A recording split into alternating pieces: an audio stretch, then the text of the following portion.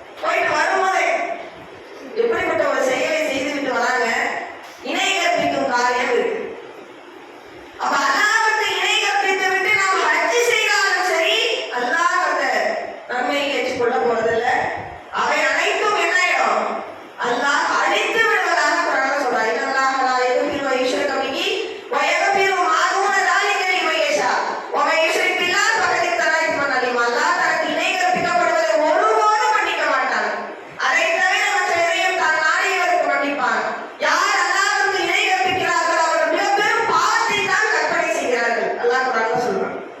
அப்ப நாம் அல்லாஹ்வுக்கு இணை கற்பித்து விட்டு ஹஜ்ஜுக்கே சென்றாலும் சரி அதற்கான கூலி மறுமையில் நமக்கு கிடைக்காது. அப்ப அந்த காரியத்தில் நம்ம முதல்ல தெளிவாக இருக்கணும். அடுத்து என்ன? நாம் பிறருக்கு செய்யக்கூடிய துரோகம். நாம் ஒருவருடைய மான மரியாதையிலோ ஒருவருடைய பொருளாதாரத்திலோ நாம் ஒரு துரோகத்தை செய்துவிட்டு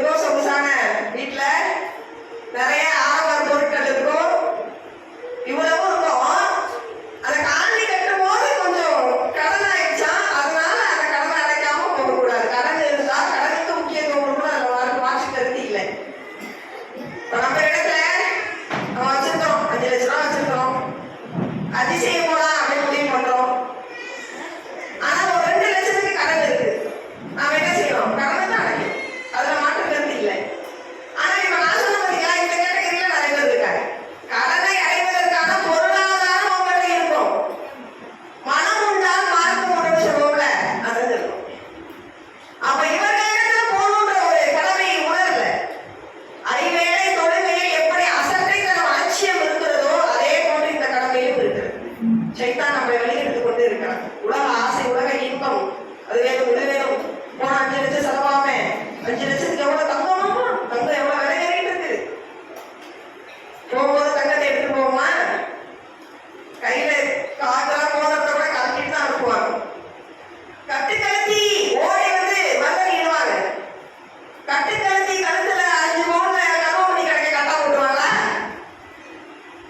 கட்டு கலத்தி பட்டு போடுவாங்க. அவங்க கழுத்துல மாலையை போடுறத கட்டா போடுவாங்களா? அதெல்லாம் கட்டிடுவாங்க. அப்ப நம்ம போகும்போது நகை எடுத்து போறது இல்லை. அப்ப நகைக்கான ஜகாத்தை கொடுக்கறனாலும் கேள்வி இருக்கு. நகையை சேர்த்து சேர்த்து வச்சு ஹஜ் என்னும் கடமையை மறந்தாலும் நமக்கு கேள்வி இருக்குது என்பதை உணர்ந்து வரும். அல்லாஹ் கடமையாக்கியது 5 விஷயங்கள். வெறுமனே சுண்ணத்தான் செஞ்சுட்டு தான் போதும்னு நினைக்கிறோம்ல. ஒரு உதாரணம் சொல்றேன். 5 வேளை தொழுகை கடமை. 5 கடமையில 2வது தொழுகை. அதுல 5 வேளை தொழுகை கடமையா? ஒருத்தவங்க 5 நேரம் தொழுகிறதே இல்லை. இரவுல மட்டும் நின்று வணங்குறாங்க. 5 நேரம் தொழுகிறதுக்கு நேரம் இல்லை, நைட்ல மட்டும் நின்று வணங்குறாங்க அப்படின்னு நம்ம என்ன சொல்லுவோம்? முதல்ல கடமையை நிறைவேற்று, அப்புறம் நீ நைட்டு வணங்கலாம் சொல்லுவோம்ல. ரமலான் மாதத்துல என்னால நோன்பு வைக்க முடியல, வெயில் ரொம்ப ஜாஸ்தியா இருக்கு, குளிர்காலம் வரைக்கும் 13, 14 வச்சு நோன்பு வச்சுக்கிறேன். அப்ப நம்ம அவங்கள்ட்ட என்ன சொல்லுவோம்? முதல்ல கடமையை நிறைவேற்றுங்கள், பிறகு சுண்ணத்தை பார்க்கலாம், அப்புறம் சுண்ணத்தை செய்யுங்க. முதல்ல அல்லாஹ் கடமையை நிறைவேற்றுவா, அதற்கெல்லாம் கேள்வி இருக்கு சொல்லுவோம்ல. அதைத்தான் நானும் சொல்கிறேன். வெறுமனே உம்ராவை செய்துவிட்டு வந்து ஹஜ் செய்வதற்கு செல்லாமல் எத்தனை பேர் இருக்கிறோம். உங்களுக்கு கடமை என்ன? ஹஜ் செய்வது கடமை. அதற்கான பொருளாதாரம் இருந்தும் நான் உம்ரா செஞ்சுட்டு அவ்வளவுதான், தவா பண்ணி போய் பார்த்துட்டு வந்தாச்சு, அதோட முடிஞ்சிச்சு அப்படின்னு நினைச்சிட்டு இருக்கோம். உம்ராவுக்கும் ஹஜ்ஜுக்கும் இடைப்பட்ட வித்தியாசத்தை நாம உணரணும். உம்ரா என்பது சுன்னத்தான வணக்கம், ஹஜ் என்பதுதான் உங்களுக்கு கடமை. ஹஜ் கடமையா இல்லாதவர்கள் ஒரு சிறிதளவு பொருளாதாரத்தை செலவு செய்து போய் அந்த இடத்தை, அல்லாஹ்வுடைய ஆலயத்தை, ஏன்னா 3 புனித பள்ளிகளுக்கு நாம் நன்மையின் அடிப்படை நிற்கலாம். அந்த அடிப்படை பயணம் மேற்கொள்றாங்க அப்படின்னா அது அவங்களுக்கு நன்மையாக அமைச்சிடும். ஏன்னா உங்களுக்கு ஹஜ் கடமை இல்லை. ஆனால் ஹஜ்ஜை கடமையாக வைத்துக் கொண்டு நீங்க வெறுமனே போய் உம்ராவை செஞ்சுட்டு வந்து இந்த கடமை முடிஞ்சு வச்சுட்டு இருக்கீங்க, உங்களுக்கு கேள்வி இருக்கிறது என்பதை நாம என்ன செய்யணும்? உள்ளத்துல திரும்ப திரும்ப நினைவுபடுத்திக் கொள்ளணும். ஹஜ்ஜுக்கும் உம்ராவுக்கும் இடைப்பட்ட நன்மை என்ன? ஹஜ்ஜுக்கும் உம்ராவும் யார் செய்யணும் செய்யக்கூடாது என்பதை நாம ஓரளவு மேலோட்டமாக தெரிந்து கொண்டோம். இப்ப நம்ம அடுத்து நாம ஹஜ்ஜி உம்ராவுடைய கிரியைகளை நாம பார்க்க போறோம். அதை பார்த்து முடித்துவிட்டு இறுதியாக அது சம்பந்தப்பட்ட கேள்விகள் இருக்கு. ஏன்னா சில செய்திகளை நான் ஆரம்பத்திலே உங்களுக்கு சொன்னேன்னா உங்களுக்கு அது விளங்காது. ஹஜ்ஜின்னா எப்படி செய்யணும், உம்ரானா எப்படி செய்யணுங்கிறத நான் விளக்கிட்டு அதை தெளிவாக உங்களுக்கு புரிய வைத்து விட்டு பிறகு அது சம்பந்தப்பட்ட சில செய்திகளுக்கு விளக்கம் சொன்னேன்னு வச்சுக்கோங்களேன், அது சரியான முறையில உங்களுக்கு புரிஞ்சிடும். அதனால இந்த ஆரம்ப உரையை இதோட நிறைவு செய்து அடுத்து நம்ம உம்ரா ஹஜ் எப்படி செய்யணுங்கிறத பார்த்துட்டு இறுதியாக அது சம்பந்தப்பட்ட சில செய்திகளையும் இன்ஷா அல்லாஹ் நம்ம பார்ப்போம். ஹஜ் உம்ரா பற்றிய செயல்முறை வகுப்பு இன்ஷா அல்லாஹ் ஆரம்பமாக இருக்கிறது. ஹஜ்ஜாக இருந்தாலும் உம்ராவாக இருந்தாலும் அந்த அமலை செய்வதற்கு முன்னால் இஹ்ராம் என்ற ஒரு நிலை இருக்கிறது. இப்போ தொழுகை அப்படிங்கிற ஒரு அமலை செய்யணும்னா நம்ம முன்னாடி என்ன செய்வோம்? உழு செய்வோம், அதுக்கு பிறகுதான் தொழுவோம். அதே போலதான் உழு இல்லாமல் எப்படி நாம் தொழ முடியாதோ அதே போல இஹ்ராம் என்ற நிலையில் இல்லாமல் நாம் ஹஜ் உம்ராக்களை நிறைவேற்ற முடியாது. அப்ப அந்த இஹ்ராம் என்றால் நம்ம என்ன நினைச்சுக்கிறோம்? வழக்கத்துல நம்ம என்ன பேசுவோம்? இஹ்ராம் கட்டுதல் அப்படின்னு சொல்லுவாங்க. அது இஹ்ராம் கட்டுதல்னா என்ன? எதையாவது வச்சு கட்டுறதா? வழக்கத்துல அப்படி பேர் வந்ததுதான். உதாரணத்துக்கு தக்பீர் கட்டுதல் அப்படின்னு சொல்றோம். அப்படி சொல்லக்கூடாது. அதை தக்பீர் சொல்லுதல், நெஞ்சின் மீது கை கட்டுதல்னு சொல்லணும். அதுதான் சரியான வாக்கியம். ஆனா வழக்கத்துல நமக்கு தக்பீர் கட்டுதல், தக்பீர் கட்டு அப்படிங்கிற மாதிரியே பழகிட்டோம். அதே போலதான் இஹ்ராம் கட்டுதல் அப்படிங்கிற ஒரு வார்த்தை வளமையில வந்தது. ஆனால் இஹ்ராம் என்ற ஒரு நிலைக்கு நாம போறோம், சரியா சொல்வதாக இருந்தால். அப்ப இஹ்ராம் என்ற நிலைக்கு போகும்போது சிலவற்றை நபிகளார் தடை செய்து இருக்கிறாங்க. அப்ப அதை பற்றி தெரிஞ்சுக்கிட்டாதான் நம்ம அதுல இருந்து ஸ்டார்ட் பண்ண முடியும். அதுக்காக தான் முன்னாடியே சொல்றேன். இப்ப தொழுகையில நம்ம தக்பீர் சொல்றோம், நெஞ்சின் மீது கை கட்ட தக்பீர் சொல்லிட்டோம்னா பேசுவது தடுக்கப்பட்டிருதா? சாப்பிடுவது, குடிப்பது, இன்னும் பிற வேலைகள் செய்வது தடுக்கப்பட்டது இல்ல. அது ஹலாலானவையாக இருந்தால் கூட தக்பீர் சொல்லிவிட்டோம் என்று சொன்னால் தொழுகைக்காக சிலவற்றை தடுக்கப்பட்டு விடும். அதே போலதான் இஹ்ராம் என்ற ஒரு நிலைக்கு வந்துட்டோம்னா சிலவற்றை நபிகளார் தடை செய்து இருக்கிறாங்க. அப்ப அந்த இஹ்ராம் என்ற நிலையில் என்னெல்லாம் தடை செய்து இருக்கிறாங்க? ஆண்களுக்கு சிலவற்றை தடை செய்திருக்கிறாங்க, பெண்களுக்கு சிலவற்றை தடை செய்து இருக்கிறாங்க. சிலவை ரெண்டு பேருக்கும் சேர்த்து தடையானது இருக்கிறது. ஆண்களுக்கு தடை செய்யப்பட்டது என்ன? தொப்பி அணியக்கூடாது, தலைப்பாகை அணியக்கூடாது, அதாவது தலையுடன் ஒட்டி எதுவும் இருக்கக்கூடாது. கொடை பிடிச்சிக்கலாம், ஆனால் தலையை ஒட்டி தொப்பியோ தலைப்பாகையோ இல்லை இன்னும் பிற துண்டோ எதுவும் நம்ம போட்டுக்க கூடாது. சட்டை, கால் சட்டை அணியக்கூடாது. ஹஜ் உம்ரா செய்யும் போது தையல் இல்லாத ஆடையை பயன்படுத்திக்குவாங்க. ஏன்னா அவங்க தையல் போட்ட ஆடையை பயன்படுத்தக்கூடாது. கீழாடையாக இருந்தாலும் மேலாடையாக இருந்தாலும் அது தையல் இல்லாத ஆடையாக இருக்கணும். இதை என்ன செய்யறது? பெண்கள் சில பேர் நாமளும் தையல் இல்லாம தான் போட்டுக்கணும்னு புடவையெல்லாம் ஓரம் அடிக்காம எடுத்துட்டு போவாங்க. புது புடவையெல்லாம் போடணும், கோடி புடவையை வாங்கு, ஓரம் அடிக்காம அதை எடுத்துட்டு போ அப்படின்னு சொல்லுவாங்க. சரி, அப்ப உள்ள போற ஜாக்கெட் என்ன பண்றது? மேலே போற முறுக்காவை என்ன பண்றது? மக்கானாவை என்ன பண்றது? அதுல தையல் இருக்கும்ல. அப்ப பெண்களுக்கு அப்படி ஒரு தடையெல்லாம் இல்லை. ஆண்களுக்கு தான் தையல் இல்லாத ஆடை. அதுலயும் ஏன் அவங்க வெள்ளை கலரி போடுறாங்க? வெள்ளை நிறம் என்பது சிறப்புப்படுத்தப்பட்டிருக்கிற ரசூலுல்லாஹ் சொல்றாங்க, வெண்ணிற ஆடை என்பது சிறப்புப்படுத்தப்பட்டதுனால நாம அந்த இஹ்ராமுடைய அந்த ஆடையை வெள்ளை நிறத்துல போடுறோம். அப்ப தையல் இல்லாத ஆடை போடுவது ஆண்களுக்கு தான் சட்டமே ஒழிய பெண்களுக்கு கிடையாது.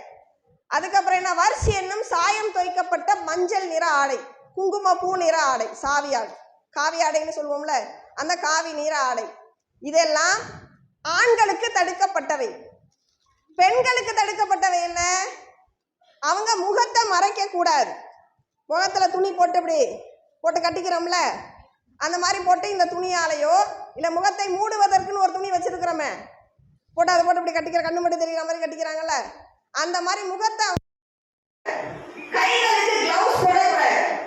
அதே மாதிரி கால்ல நம்ம செருப்பு போட்டுக்கலாம், சாக்ஸ் போட்டுக்க கூடாது. அப்படியே ஒரு சாக்ஸ் போடக்கூடிய ஒரு நிலையில வச்சுக்கங்க. கால் பாதத்துல ஏதோ நமக்கு ஒண்ணு இருக்கு, வெடிப்பு இருக்கு, நம்ம சாக்ஸ் போட்டுக்கிட்டா நம்ம மாதிரி நினைக்கிறோம். அப்படியே அதெல்லாம் ஒரு சில காரணங்களால நம்ம சாக்ஸ் போட்டா கூட அதை நம்ம கீழ் முட்டிக்கு மேல முக்கிடக்கூடாது. கீழ் முக்கிய கட் சாக்ஸ் சொல்லுவோம்ல, சின்ன சைஸ், அதெல்லாம் பயன்படுத்தலாம்.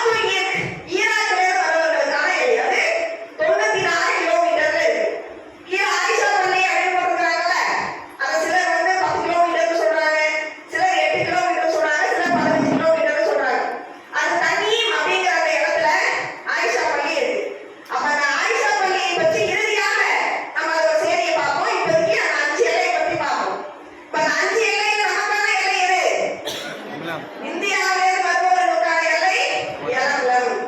அப்ப நம்ம வீட்டிலேருந்து புறப்பட்டு எலம்பலம் அடையும் போதுதான் என்ன செய்யணும்? இஹ்ராமுக்குள்ள வரணும். இஹ்ராமுக்குள்ள வரும்போது என்ன செய்யணும்? குளிக்கணும். ஆண்கள் தையல் இல்லாத ஆடையை போடணும். அப்போ ஃப்ளைட்ல நம்ம எப்படி போவோம்? ரசூலுல்லாஹி காலத்துல உலகத்துல வந்திருப்பாங்க. இப்ப இந்த 5 எல்லை பார்த்தோம்ல, 6 எல்லை போட்டுங்க. இந்த 6 எல்லையிலுமே உங்களுக்கு குளிப்பதற்கான வசதி இருக்கும், பள்ளிவாசல் இருக்கும். ஏன்? அது எல்லையே இருக்குல்ல.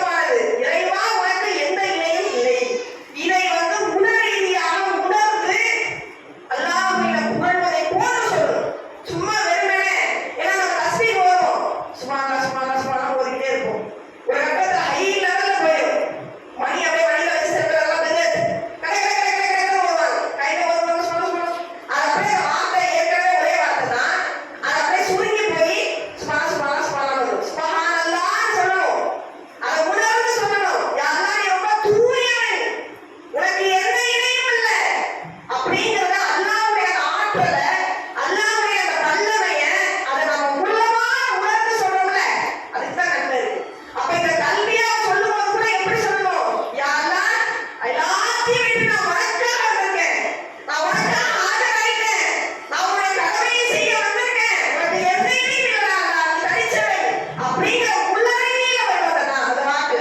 இந்த வாக்கு அப்படியே உள்ளத்துல உணர்ந்து வரும்போதுதான் அதற்கு நன்மை. அப்ப ஹஜ்ஜாகட்டும் உம்ராவாக இருந்தாலும் இந்த வாக்கியத்தை என்ன செய்யணும்? உள்ளமாற உணர்ந்து இந்த கல்வியாவை அப்போது சொல்ல ஆரம்பிச்சு நம்ம எது வரைக்கும் சொல்லணும்? ரைட்ல வந்துட்டு நம்ம சொல்லிட்டே இருக்கணும்.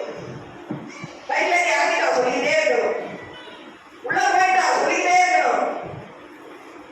எது சிறப்பு? காமத்துள்ளாரை பார்க்கிற வரைக்கும் சொன்னது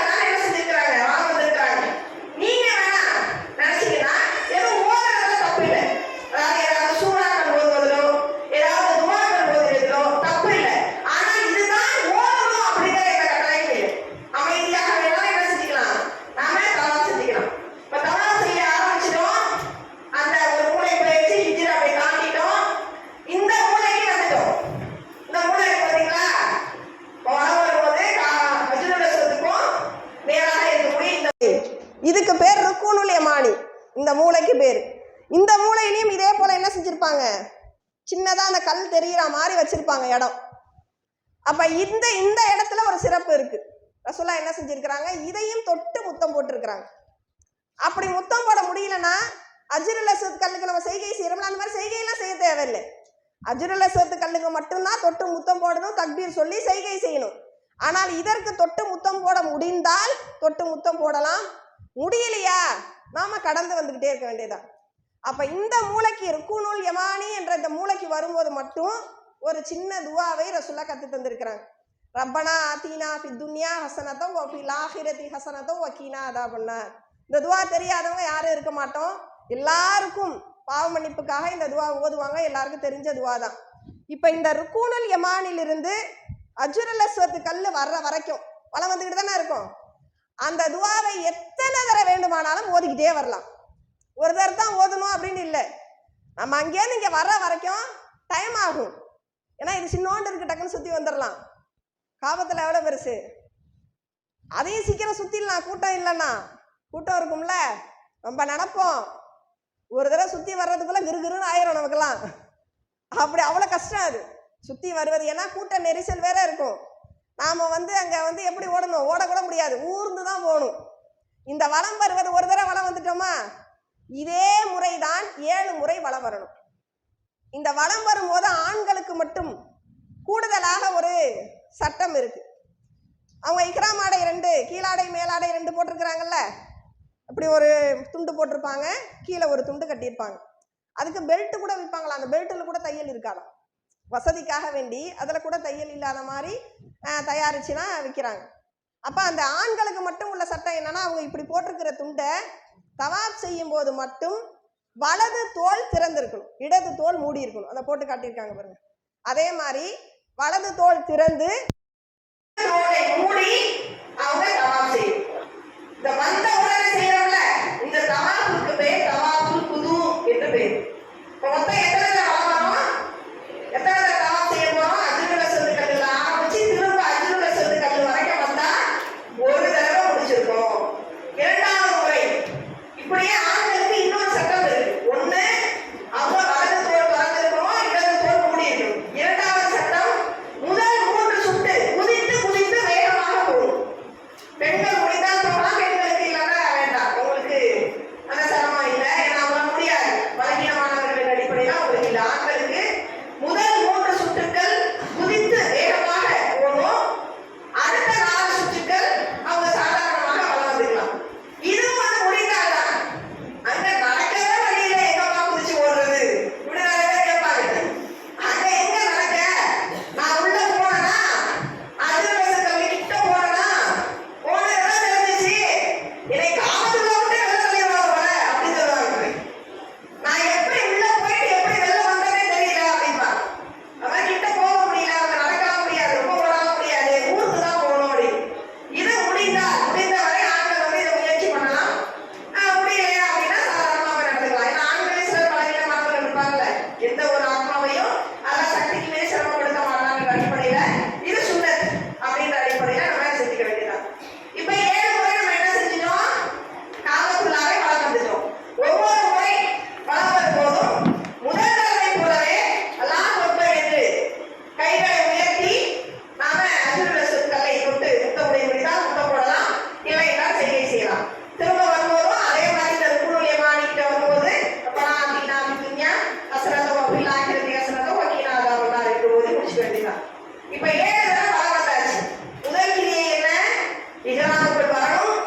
2வது கிரியை என்ன, காபத்துல்லாஹை வலம் வர வேண்டும். 3வது மகாம் இப்ராஹிம், இதே போன்று ஒரு 3 பார்த்திருப்பீங்க. இந்த இடத்துக்கு வந்த உடனே வத்தகுபி மகாம் இப்ராஹிம் முஸல்லா என்ற அந்த குர்ஆன் வசனத்தை சொல்லணும். இந்த இடத்துக்கு வந்த உடனே சொல்லணும். இப்ப இது தொடர்பான நிறைய செய்திகள்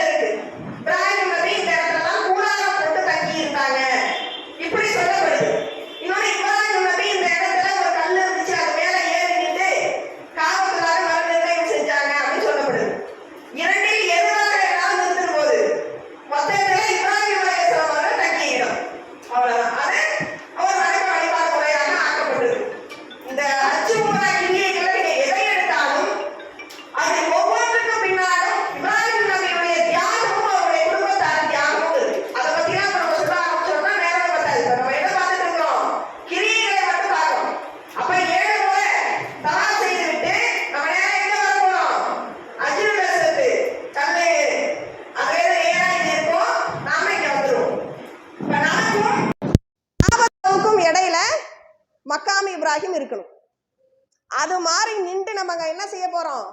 2 ரக்காத்துகளை நம்ம அங்க தொழ போறோம். அதில் முதல் ரக்காத் குல்யா அய்யுஹல் காஃபிரூன் என்ற சூறாவையும், 2வது ரக்காத்துல குல் ஹுவல்லாஹு அஹத் என்ற சூறாவையும் ஓதி இந்த இடத்துல நான் இந்த இடத்துல தான் நிற்பேன் அப்படின்னு அடம் பண்ணக்கூடாது, கழுத்துல காலை வச்சுட்டு போயிடுவாங்க. இது ஃபுல்லாவே இப்ராஹிம் நபி நின்ற இடம்தான் ஃபுல்லாவே. அப்ப ஃபுல்லாவே இது ஃபுல்லாவே தொழும் இடம் அப்படின்னு அங்க அறிவிக்கப்பட்டிருக்கு. அப்ப அந்த அடிப்படையில் நம்ம என்ன செய்யலாம்? இங்கே இடம் இருந்தா இடம் நிற்கலாம், இல்லையா எங்க இடம் இருக்குதோ அங்க போய் நின்று தொழுதுக்கலாம். இது ஃபுல்லாவே, அதாவது எங்க நின்றாலும் நம்ம என்ன ஒரே ஒரு விஷயத்த பார்த்துக்கணும், நமக்கும் காபத்துல்லாக்கும் இடையில மக்காம் இப்ராஹிம் இருக்குதா அதை மட்டும் பார்த்துக்கணும். அப்ப எங்க இடம் இருக்குதோ அங்க போய் நம்ம என்ன செஞ்சுக்கலாம்? 2 ரக்காத்தை தொழுதுக்கலாம். அங்கே நீங்க வந்தவொடனே இதை தொட்டு தொட்டு தொட்டு முட்டை போடுவாங்க. அதாவது சிலர் வந்து அந்த இடத்தை பார்க்க மகிழ்ச்சியில எதை தொட்டாலும் முட்டை போட்டாங்க, அது வேற பிரச்சனை. அவங்களுக்கு வந்து அந்த இடத்தை பார்க்கணும் ஒரு குஷியே வேணும். அதனாலே வந்து சந்தோஷமான மாதிரி அவங்களுக்கு வந்து ஒரு ஏற்படக்கூடிய உள்ளத்துல ஏற்படக்கூடிய உற்சாகத்துல செஞ்சாங்கன்னா அது தப்பு இல்லை. ஆனால் அப்படி தொட்டு முட்டை போடுவதாக இருந்தால் அஜுர சொத்துக்கள் மட்டும்தான்.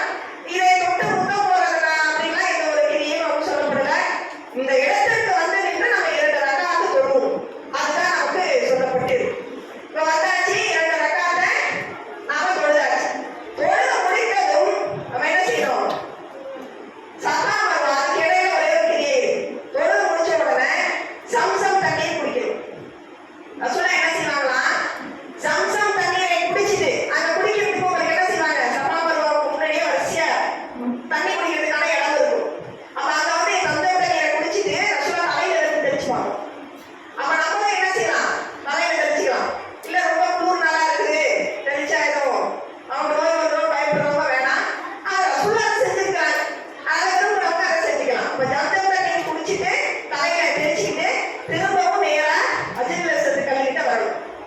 அஜில் லசத்து கல்லிட்ட வந்து கல்லை தொட்டு முத்த விட்டு பிறகுதான் நம்ம எங்க போகணும்? சஃபாவை தேடி வரணும். சஃபா மர்வா இந்த இரண்டை பற்றி அல்லாஹ் திருமறையில சொல்லும்போது இன்ன சஃபாவல் மர்வத்தை மின் ஷாயிரில்லா, சஃபாவும் மர்வாவும் அல்லாஹ்வின் சின்னங்கள் என்று அல்லாஹ் சொல்றான். அப்ப குர்ஆன்ல அல்லாஹ் முதல்ல சஃபாவை சொல்றதுனால நம்ம நேரா எங்க வரணும்? சஃபா மலையை தேடி வரணும். இப்போ சஃபா மலை தேடி வரும்போது ரசூலுல்லாஹ் என்ன செய்வாங்க? சஃபா மலையின் மீது ஏறி நின்று கிப்லாவை முன்னோக்கி, அதாவது காபத்துல்லாவை முன்னோக்கி 2 கைகளை ஏந்தி ரசூலுல்லாஹ் வந்து துவா செய்வாங்க. இப்போ நமக்கு வந்து மேலெல்லாம் ஏறலாம் முடியாது. அங்கே என்ன செஞ்சுருப்பாங்க? சுற்றி இப்படி கிளாஸ் போட்டு மலையெல்லாம் உடச்சிட்டாங்க. ஏன்? பில்டிங் பெருசாகும் போது மலையெல்லாம் உடஞ்சி என்ன செஞ்சுட்டாங்க? பில்டிங் கட்டிட்டாங்க. அப்போ ஒரு பேருக்கு என்ன செஞ்சுருக்கிறாங்க? ஒரு பார்வைக்கு நம்மளுக்கு தெரியணும்ல, அதுக்காக கொஞ்சமாக மலை வச்சு சுற்றிலையும் கிளாஸ் போட்டிருக்கிறாங்க. நம்ம அதை தாண்டிலாம் ஏறலாம் முடியாது. அப்போ நம்ம ஏற முடியாதுன்னா நம்ம என்ன செஞ்சுக்கலாம்? மலைக்கு கீழே நின்று கிப்லாவை முன்னோக்கி நபிகளார் கேட்ட இந்த துவாவை நாம கேட்கணும். அல்லாஹு அக்பர் அல்லாஹு அக்பர் அல்லாஹு அக்பர் என்று 3 முறை சொல்லணும். லா இலாஹா இல்லல்லாஹ் சொல்லணும். சொல்லிட்டு இந்த துவாவை ஓதணும். லா இலாஹா இல்லல்லாஹு வஹதஹு லா ஷரீக லஹு லஹுல் முல்கு வலகுல் ஹம்து வஹுவ அலா குல்லி ஷைஇன் கதீர். லா இலாஹா இல்லல்லாஹு வஹதஹு அன்ஜஸ வஅதஹு வ நஸர அப்துஹு வ ஹஸமல் அஹ்ஸாப வஹதா. இந்த துவாவை 3 முறை ஓதணும். என்ன செய்ய போறோம்? இன்ன சஃபாவல் மர்வத்த மின் ஷாயிரில்லா அப்படின்னு சொல்ல போறோம். அல்லாஹு அக்பர் அல்லாஹு அக்பர் அல்லாஹு அக்பர் என்று தக்பீர் சொல்ல போறோம். லா இலாஹா இல்லல்லாஹ் என்று சொல்ல போறோம். இந்த துவாவை 3 முறை ஓத போறோம்.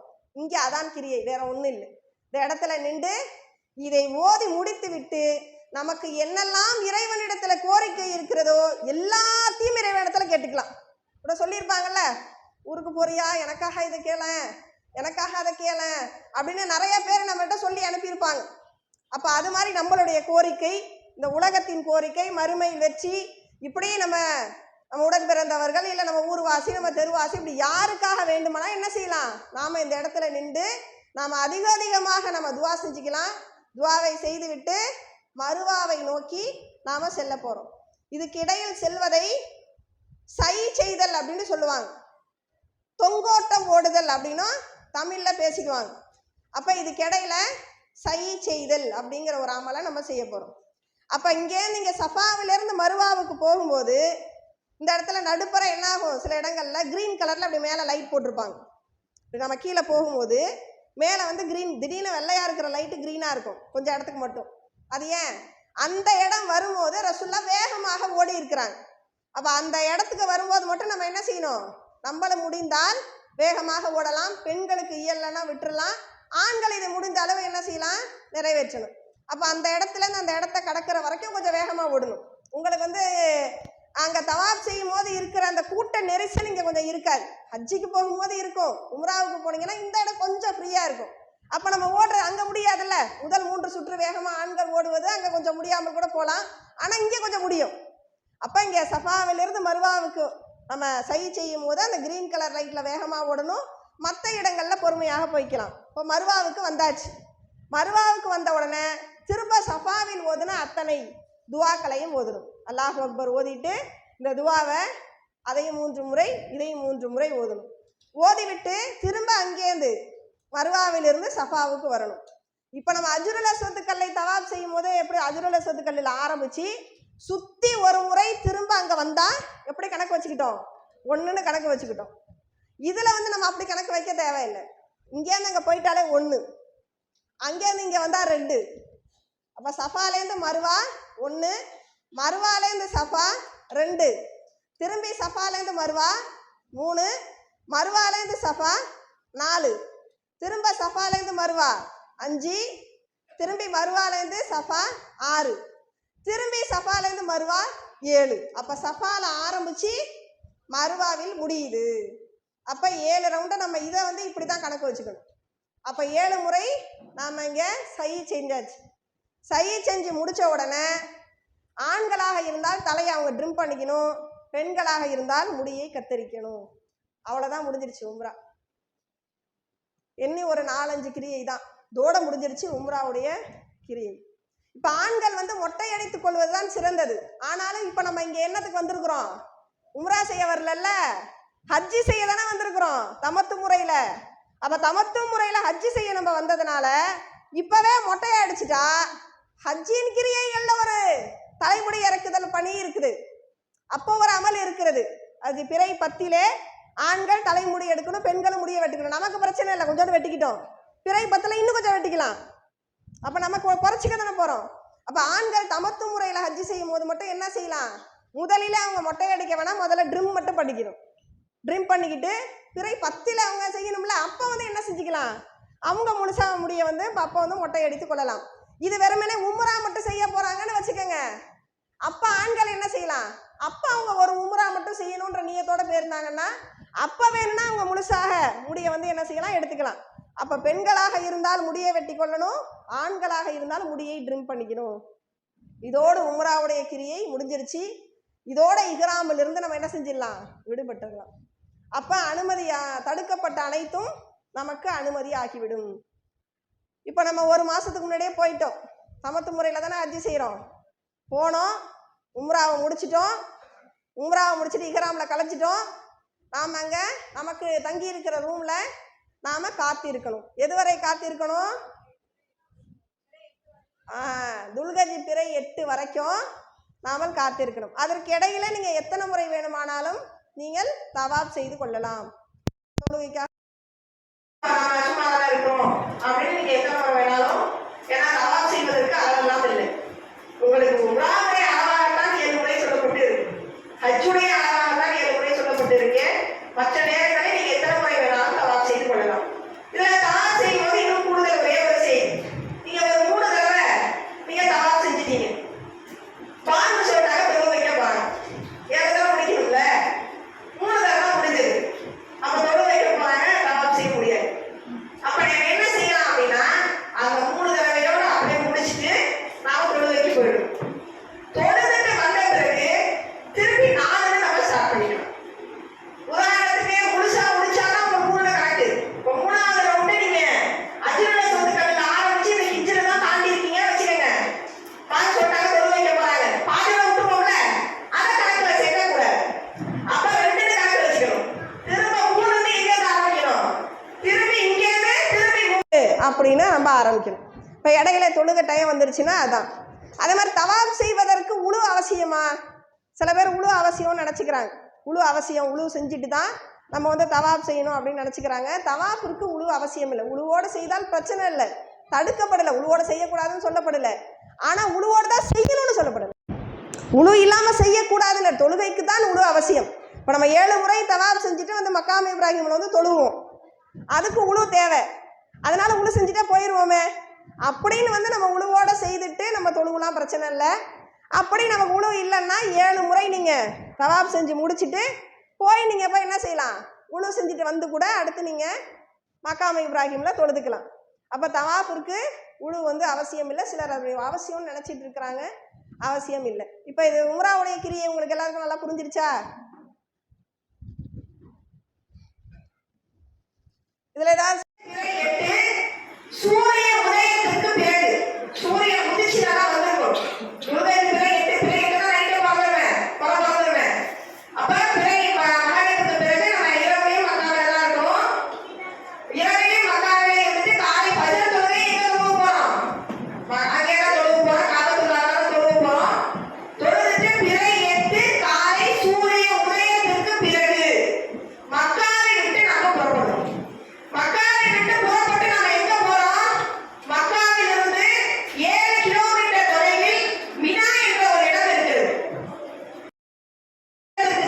துல்கஜ் பிறை 8 காலை சூரிய உதயத்திற்கு பிறகு புறப்பட வேண்டும். இப்போ எல்லாம் ஹஜ்ஜு செய்ய வர்றவங்க ஒவ்வொருத்தவங்க ஒவ்வொரு டேட்டில் வந்திருப்பாங்க. எத்தனை பேர் வந்திருக்கிறாங்கன்னு நமக்கு தெரியாது. ஒவ்வொருத்தவங்க ஒவ்வொரு டேட்டில் ஒவ்வொரு தடவை வந்து உம்ராவை முடிச்சிருப்பாங்க. இந்த தமத்து முறையில் செய்கிறதா இருந்தா, கிரான் முறையில் செய்கிறதா இருந்தாலும் உம்ராவை முடிச்சிருப்பாங்க. ஒட்டுமொத்த பேரும் ஒரே நாளில் கிளம்பி எங்கே போக போகிறாங்க, மினாவுக்கு போவாங்க. அப்போ எப்படி இருக்கும் கூட்டம்? ஒவ்வொரு தடவை, அதாவது ஒவ்வொரு நாடுகளில் இருந்து இவ்வளோதான் வரணும் அப்படிங்கிற ஒரு அளவு இருக்குது, நிர்ணயம் இருக்குது. சவுதி அரசாங்கம் அப்படியே திறந்தெல்லாம் விடலை, எத்தனை பேர்னாலும் வாங்க அப்படின்னு. இந்த நாட்டிலேருந்து இத்தனை பேர், அதுக்கு மேலே வர முடியாது. பல தடவைகள் ஹஜ்ஜுக்காக முயற்சி செய்பவர்கள் இன்னமும் இருக்கிறாங்க, கிடைக்கல. அப்போ ஒரு குறிப்பிட்ட சில பேர் தான் இந்தியாவிலேருந்து போக முடியும். மற்ற நாடுகள்லையும் ஒவ்வொரு அளவு இருக்குது. அப்படி ஒவ்வொரு அளவு இருக்கும் போதே அங்கே கூட்டத்தை பார்த்துருக்கோம்ல. டிவி சேனலை பாருங்கள் எப்படி இருக்கும். ஹஜ் அன்னைக்கு பிறை 8 மினாவில் குழும்பக்கூடிய ஹாஜிகள் அப்படின்னு போடுவாங்க. பயங்கர கூட்டமாக இருக்கும். ஏன்னா பயங்கர டிராஃபிக், ஒட்டுமொத்த பேரும் கிளம்பி போவாங்க. நமக்கு தோணும் இந்த கிலோமீட்டர்லாம் இருக்குல்ல, இந்த கிலோமீட்டர் இதெல்லாம், இதுவும் வந்து ஒரு தோராயம் போட்டதுதான் கொஞ்சம் கூட குறைவு இருக்கும். ஒரு எதுக்காக இதை போட்டோம்னா, பொதுவாக அந்த போகிறவங்களுக்கு என்ன வெயிட்ல இருக்குன்னா, நாக்கு போகணும் அரப்பாக்கு போகணும் சில அவசரம் சுற்றி இருக்கலாம் அப்படி நினைச்சுக்கிறாங்க. இப்போ நம்ம பேர் நம்ம வீட்டில் பக்கத்தில் மேலே தருது கீழே தருதுங்கோம்ல, அந்த மாதிரி நினைச்சுக்கிறாங்க. அதுக்காக தான் கிட்ட இல்லை இவ்வளோ தூரம் இருக்கு, இவ்வளோ டிஸ்டன்ஸ் இருக்கு, உங்களுக்கு புரியணுங்கிறதுக்காக தான் ஒரு தோராயமாக போட்டு வச்சிருக்கோம். இப்போ இங்கே நம்ம எங்கே கிளம்பி பிறை 8 போகிறோம், சூரிய உதயத்துக்கு அப்புறம் நம்ம மினா அப்படிங்கிற இடத்துக்கு போக போறோம். இதை நீங்க செய்தியெல்லாம் பார்த்துருப்பீங்க. இப்போ மினான்னு போட்டு பாருங்க, நிறைய விலையா கூடாரமாக இருக்கும். ஆனால் அடுத்து வரக்கூடிய காலகட்டங்களில் இந்த கூடாரமும் இனிமேல் இருக்காது போல. ஏன்னா நிறைய பில்டிங் கட்டுறாங்களாம், நிறைய சின்னதாக நிறைய ரூம் போட்டு நிறைய பெரிய அடுக்குமாடி கட்டிடங்கள் கட்டப்படுவதாக கேள்விப்படுறோம். அது செய்தி இந்த அளவுக்கு உண்மையாக போயான்னு தெரியல, கேள்விப்பட்ட செய்தி. அப்போ இது மாதிரி நிறைய கூடாரங்கள், ஆனால் இது வரைக்கும் இந்த கூடாரம் தான் இருக்குது. வரிசையாக கூடாரம்னா இந்த மாதிரி கொஞ்சோண்டு போட்டிருக்கிறோம், இப்படிலாம் இல்லை. அது 4 மேலக்காவரை ஏற்ற மாதிரி இருக்கும். அது எப்படி ஒரு பல கிலோமீட்டரில் இருக்கும். பஸ்ஸில் போகும்போது உம்ரா செய்ய போனவங்க பார்த்துருக்கீங்களா, பஸ்ஸில் போகும்போதே காட்டுவாங்க, இதான் மீனா கூடாரம் பார்த்துக்குங்க அப்படிம்பாங்க. பார்த்தோன்னா பஸ்ஸு போயிட்டே இருக்கும், கூடாரம் வந்துக்கிட்டே இருக்கும். அவ்வளோ கூடாரங்க, ஒட்டு மொத்தமாக எல்லாரும் அங்கே போய் தங்கிடுவாங்க. பிறை 8 ஹஜ்ஜி செய்யக்கூடியவர்கள் யாரும் காபத்துல்லாவில் இருக்க மாட்டார்கள். சூரிய உதயத்துக்கு அப்புறம் எங்கே வந்துடுவாங்க, எல்லாரும் மினாவுக்கு புறப்பட்டு வந்துடுவாங்க. அப்போ ஒரே நேரத்தில் இவ்வளோ இந்த ரோடு என்ன ஆகும், அவ்வளோ பேரும் கிளம்பி வந்தா டிராஃபிக் ஆகிடும். பஸ்ஸெல்லாம் எப்படி தெரியுமா போகும், எறும்பு கூட கொஞ்சம் வேகமாக போகும், அப்படி போகும், ஊறி தான் போகும். ஏன், டிராஃபிக். அப்போ நிறைய பேர் என்ன செய்வாங்க, ஒரு டிராஃபிக் ஆனால் கிட்ட கொண்டு வந்து இறக்கி விட மாட்டாங்க தெரியுமா. இப்போ நம்ம ஏற்கனவே மாநாடுக்கெல்லாம் வந்திருக்கிறோம்ல, டிராஃபிக் ஆகிடுச்சுன்னா மாநாட்டு திடல் எங்கேயோ இருக்கும், நம்ம இறங்கின இடம் எங்கேயோ இருக்கும். 4 கிலோமீட்டர் நடந்தால் தான் மாநாடு திடலுக்கு வர முடியும். ஏன், கூட்ட நெரிசல். பஸ்ஸை உள்ளே போனால் திருப்ப முடியாது, கூட்ட நெரிசலினால மக்கள் இறங்கி நடந்து போவாங்க. அதே மாதிரி தான் மினாவுடைய கூடாரக்கிட்ட நம்ம போய் இறங்குறது கஷ்டம்தான், கொஞ்சம் தூரமே இறங்கி. ஹஜ்ஜினால என்ன, நடைதான் அங்கே அதிகம். அப்போ நம்ம இங்கே போய் என்ன செஞ்சிருவோம், மினால போய் நமக்குன்னு அங்கே கூடாரம் இருக்கும், எல்லாம் நம்பர் தான், நம்பர் சிஸ்டமேட்டிக் தான் அங்கே எல்லாமே. அப்போ நமக்குன்னு உள்ள கூடாரம் எது அப்படிங்கிறத கண்டறிஞ்சு அங்கே போய் நம்ம என்ன செஞ்சுக்கலாம், நாம் அங்கே போய் தங்கிக்கணும். பிறை 8 லுகருக்கு போகணுன்னு வச்சுக்கோங்க. அங்கே துல்கஜ் பிறை 8 லுகர், அசர், மஹரிப், இஷா எங்கே தொழுவ போகிறோம், மினாவில் தொழ போகிறோம். வக்திலே தொழணும். அதாவது கசர், ஜம்மு கசர் தொழுகை நமக்கு கற்று தந்திருக்கிறாங்க. கசர் என்றால் குறைத்தல், ஜம்மு என்றால் இணைத்தல். லுகரையும் அசரையும் இணைச்சோன்னா ஜம்மு பண்றோம்னு அர்த்தம். லுகர்லயும் அசர்லயும்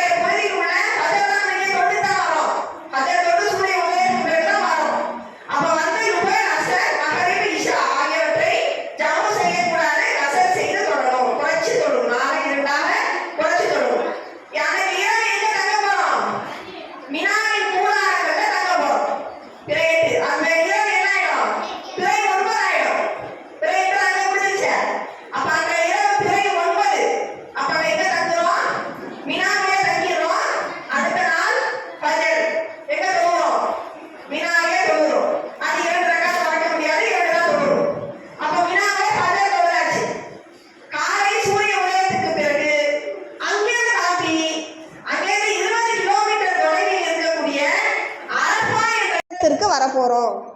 பிறை 9 அரஃபா நாள். நம்மளா நோன்பு வைப்போமா, அரஃபா நோன்பு வைப்போம். அரஃபா நோன்புக்கு என்ன நன்மை, முன் ஒரு வருடம் மட்டுமா, முன் ஒரு வருடம் பின் ஒரு வருடம் செய்த சிறு பாவங்கள் மன்னிக்கப்படும். யார் நோன்பு வைப்பா, ஹஜ்ஜி செய்கிறவங்க வைக்கக்கூடாது.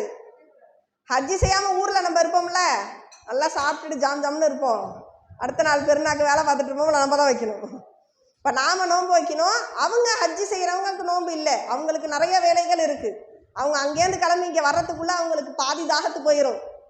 ஏன்னா அங்கேருந்து இங்கே எத்தனை 7 கிலோமீட்டருக்கே சொன்னேன், அவ்வளோ டிராஃபிக்குன்னு. அங்கேருந்து எத்தனை கிலோமீட்ரு, 20 கிலோமீட்டர் கடந்து அரஃபா என்ற இடத்திற்கு அவங்க வரணும். அரஃபாவை பற்றி நிறைய செய்திகள் இருக்கு, இப்போ அதை நம்ம அடுத்து பார்ப்போம். இப்போ சூரிய உதயத்துக்கு அப்புறம் மினாவை விட்டு எல்லாரும் கிளம்புறாங்க. அப்படி அரஃபா அப்படிங்கிற அந்த இடத்துக்கு வரும்போது மஸ்ஜிதுன் நபவின்ற ஒரு பள்ளிவாசல் இருக்கு. உம்ரா செய்ய போறவங்க போயிருக்கீங்களா, நிறைய பேர் போனவங்க இங்க இருக்கீங்க. எத்தனை பேர் இந்த பள்ளிவாசலை பார்த்துருக்கீங்க, திறந்து இருந்துச்சா, பூட்டி இருந்துச்சா, பார்த்துருக்கீங்க.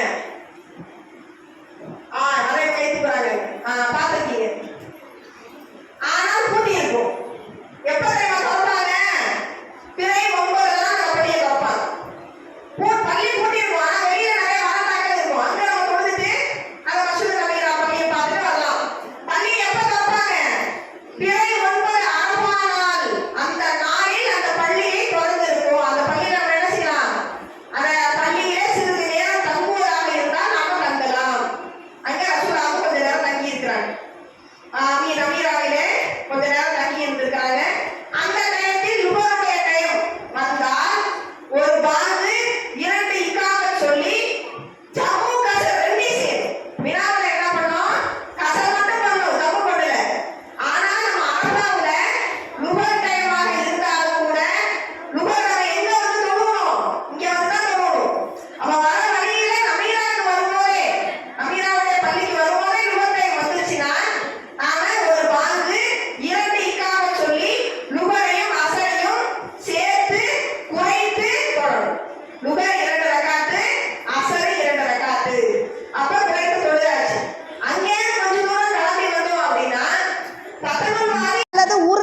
அப்படிங்கிற ஒரு இடம் இருக்கும்.